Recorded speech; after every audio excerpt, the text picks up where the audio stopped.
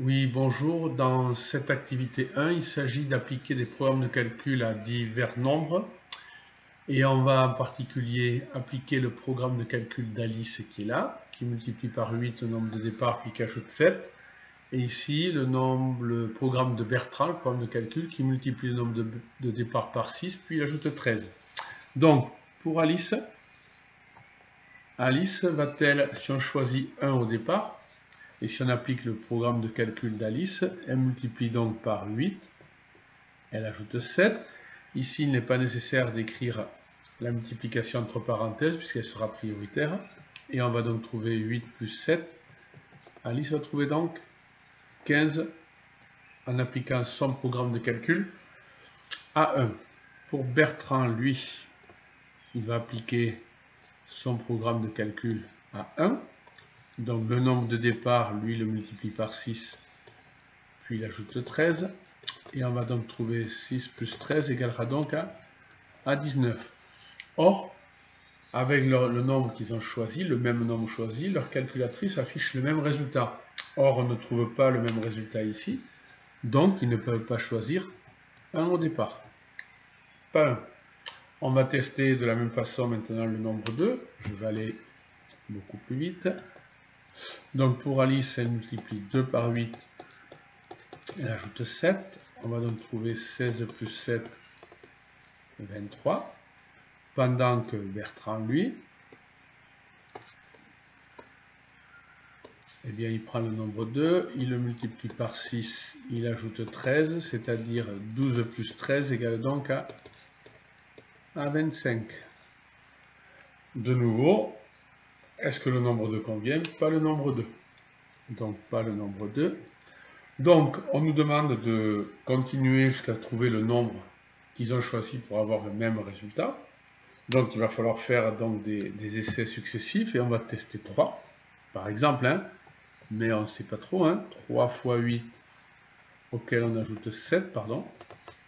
Ça fera donc 24 plus 7 égale donc à 31. Et si on fait 3 fois 6, on prend le nombre 3 au départ, on ajoute 13. On va donc trouver 18 plus 13. Et on va trouver 31.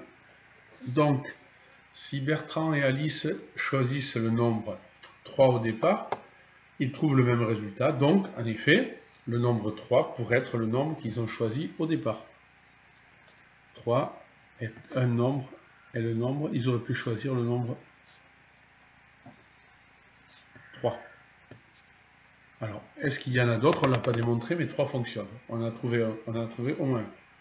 Donc maintenant, il s'agit, dans une deuxième partie, d'avoir donc toujours une nouvelle élève, là, Chloé, qui fait un autre calcul. Elle multiplie le nombre de départ par 3, puis elle ajoute 30 au résultat. Alors la difficulté va être de trouver quel nombre de départ trouve-t-elle, avec quel nombre de départ, pour quel nombre de départ trouve-t-elle le même résultat qu'Alice. Donc il faudrait faire beaucoup de calculs. On va en faire quelques-uns, je ne vais pas tous les faire, parce que c'est un peu compliqué, je ne sais pas comment vous avez vu ça. Donc, on a d'une part toujours Alice, et cette fois-ci, on a aussi Chloé. Alors, Alice, on va par exemple tester 4. Alors, Alice, on va voir. 4 fois 8, elle ajoute 7, Alice. Donc, ça fera 32 plus 7, et elle trouve 39. Et Chloé, elle, donc, on va bien lire ce qu'elle fait. Elle prend le nombre 4 de départ, elle le multiplie ici par 3, puis elle ajoute 30. Donc 4 fois 3, ça fait 12. Et 12 plus 30, elle va donc trouver 42.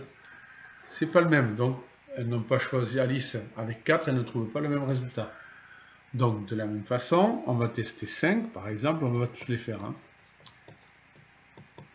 Donc, on va trouver 40 plus 7. On va trouver donc ici 47. Et si on prend 5, Chloé, elle multiplie par 3 et elle ajoute 30. On va donc trouver 15 plus 30. égale donc à 45.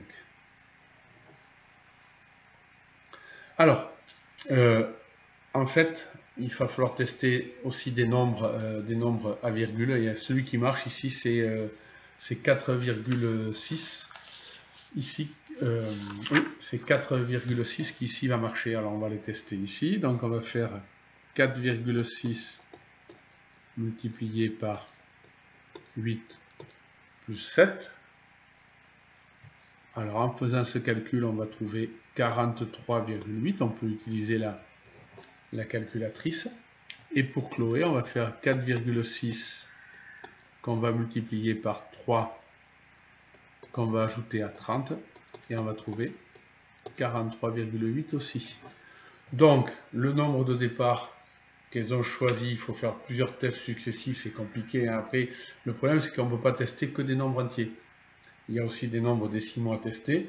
Et celui qui ici correspondait, c'était donc le nombre 4,6. Alors, nous, dans ce chapitre, on va voir tout à l'heure que pour trouver ces nombres-là qui conviennent, alors quand c'est des nombres assez simples comme 1, 2 ou 3 des nombres entiers, on peut faire des calculs successifs, ça marche. Par contre, quand on a un nombre à virgule, il va falloir essayer de résoudre ce qu'on appelle résoudre des équations.